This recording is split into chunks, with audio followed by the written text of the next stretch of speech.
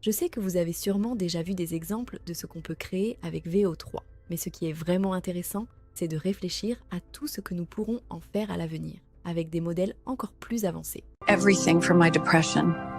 Nothing worked. Every day felt heavy. I felt trapped. Je me suis dit que le mieux est de vous montrer une pub complètement faite par l'IA. Your body secrete a special pheromone that attracts puppies.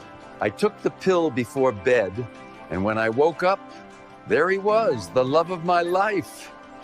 The pill does not target depression directly, but we've found that it's really difficult to be depressed when cute dogs show up at your doorstep.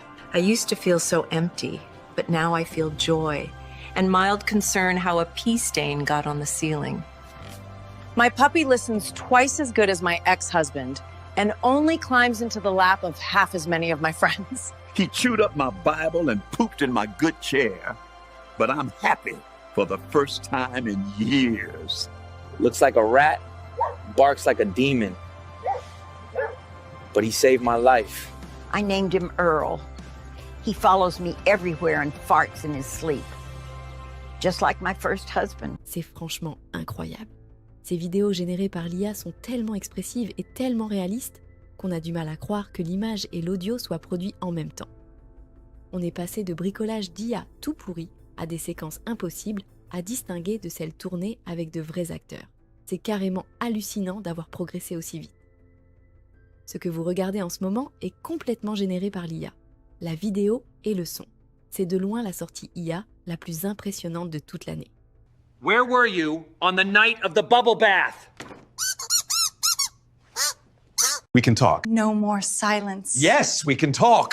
We can talk. We can talk. We can talk with accents. Oh, I think that would be marvelous, Fran. Yes, it is very fun. But yes, it is very good. It's very fun. I can talk. Yes. We can talk. Yes. Yeah. We can talk. We can talk. We can talk. Yes. We can talk. No. Yes. We can talk as cartoons. This is amazing. Imagine all the narrative possibilities. We can sing talk.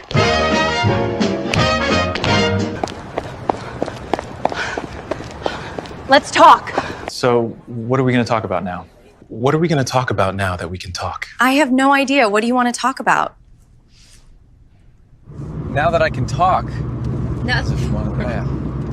I don't know if I have something to say. We can talk about how magical this is.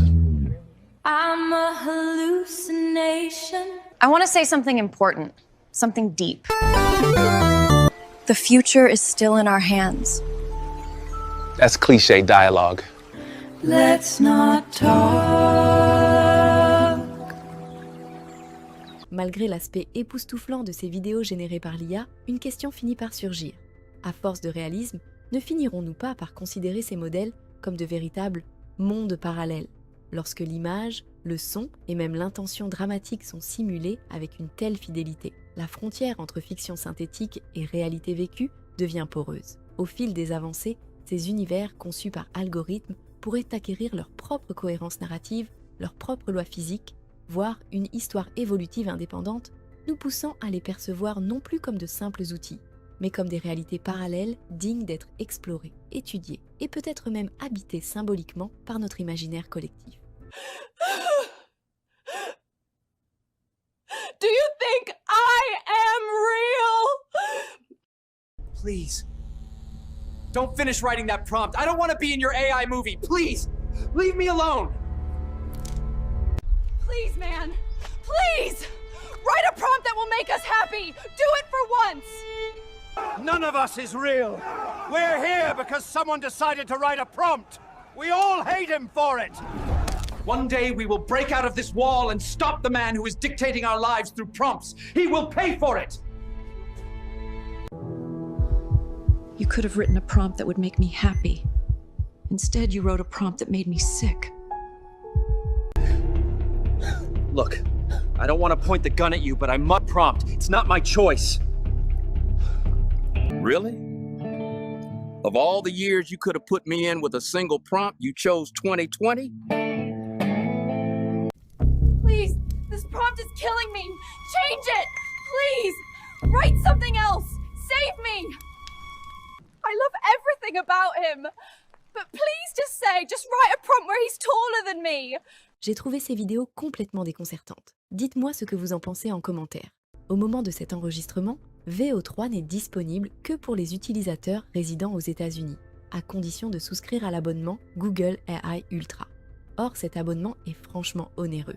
Il coûte 250 $ par mois. En revanche, il donne accès non seulement à VO3, mais aussi à leur meilleur générateur d'images, dont nous allons parler dans un instant, ainsi qu'à leur éditeur vidéo ultime et à tout un ensemble d'outils très utiles. Autrement dit, si vous utilisez intensivement ces outils, l'offre n'est pas si mauvaise que ça. En plus de VO3, Google vient de lancer son dernier générateur d'images baptisé Imagen 4.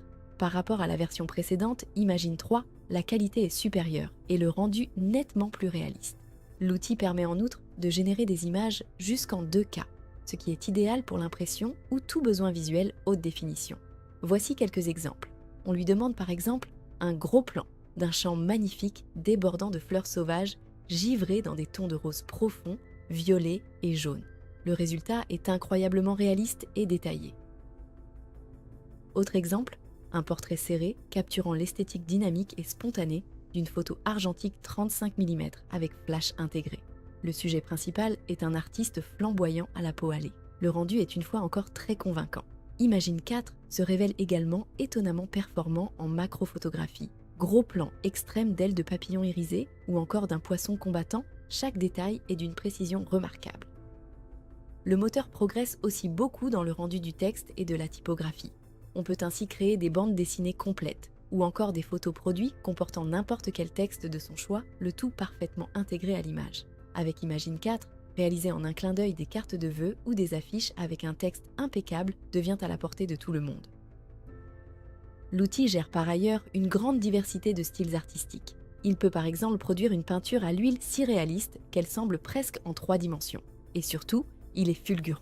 Sur un graphique où l'axe X représente le temps de génération et l'axe Y la qualité d'image, le générateur GPT d'OpenAI reste la référence en matière de qualité, mais il est lent. Imagen 4, lui, s'avère environ 6 fois plus rapide tout en offrant une qualité comparable. Le plus beau, c'est que vous pouvez l'essayer gratuitement dès maintenant, même si l'endroit exact où l'utiliser peut prêter à confusion. Sur ImageFX, par exemple, on fonctionne encore avec Imagen 3, idem dans Google AI Studio. À l'heure actuelle, le seul espace où j'ai pu employer Imagen 4 est Google Whisk, une autre plateforme de Google dédiée à la création et à l'édition d'images. Dans Whisk, il suffit d'entrer dans l'outil, d'ouvrir les paramètres. On y voit bien Powered by Imagen 4. Je vous ai déjà fait une vidéo sur le projet le plus fou selon moi chez Google. Pour les moins attentifs, il s'agit du Project Astra. C'est essentiellement un agent d'IA capable d'une interaction en temps réel, ainsi que de l'exécution autonome de tâches sur votre appareil. Autrement dit, vous pouvez lui parler en direct. Il pourra alors, par exemple, utiliser votre téléphone ou votre ordinateur portable pour parcourir le web, rechercher des informations ou contrôler des applications pour vous. Le mieux est de vous montrer une démonstration. Hey, go online and look for a user's manual for a Huffy mountain bike. I have found a user manual for you. What would you like to know about it? Okay, cool. Now scroll until you find the section about the brakes. Sure thing. Looking for that page now. I think I stripped this screw. Can you go on YouTube and find a video for how to fix that? Of course. I'm opening YouTube now. This looks like a good video. Place a rubber band over the head of the screw. Oh, nice. Press Hey, down firmly. can you go through my emails with the bike shop and find which size hex nut I need? Sure. According to the email from Bicycle Habitat, you need a 3/8" hex nut for your sprocket. I've highlighted the correct bin for you. It seems like I need a spare tension screw. Can you call the nearest bike shop and see what they have in stock? Yep. Calling them now. I'll get back to you with what they have in stock. I think my brake pads are wearing down. Can you check the manual again and see if it talks about them anywhere? According to the manual, if you look on page Hey. 24, Do you want to get lunch? Yeah, give me 5 minutes. Can you finish what you were saying? as I was saying, if you look on page 24, section 2, you'll see how to replace the brake pads. Hey, any updates on that call? Yep, I just got off with the bike shop. They confirmed they have your tension screw in stock. Would you like me to place a pickup order? Could you show me some examples of dog baskets I can put on my bike? Sure, I can help you with that. Just give me a moment. Here are some options. I think Zuka would look really great in these. C'est personnellement ce qui m'enthousiasme le plus. Je suis d'une paresse abyssale. Je n'ai même pas envie de bouger le moindre doigt pour naviguer entre les applis et les fenêtres de mon téléphone. Si je pouvais simplement donner des instructions vocales à une IA afin qu'elle exécute, en toute autonomie, des tâches complexes à plusieurs étapes directement sur mon smartphone, ce serait fabuleux. Pour l'instant, Google n'a communiqué aucune date de sortie publique. En revanche, vous pouvez déjà vous inscrire sur la liste d'attente des testeurs de confiance. Il précise qu'Astra sera déployé par vague auprès d'une sélection d'utilisateurs Android au cours de l'année, sans calendrier plus précis.